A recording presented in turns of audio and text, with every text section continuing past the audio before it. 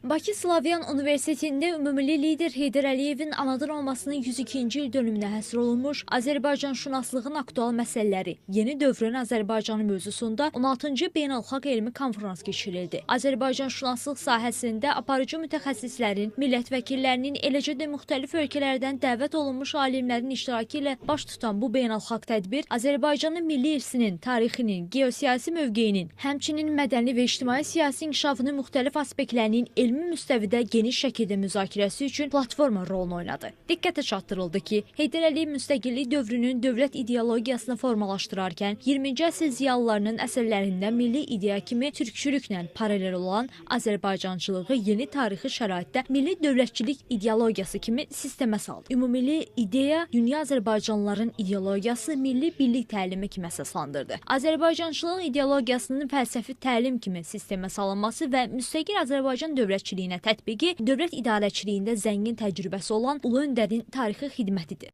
Bu bizim ənənəvi tədqiqat platformalarımızdan ən mühüm tədqiqat platformamızdır.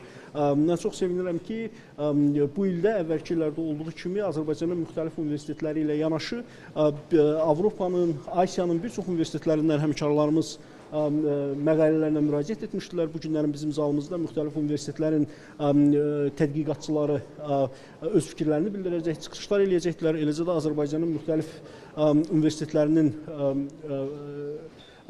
deməli nümayəndələri bugün iştirak eləyəcəklər.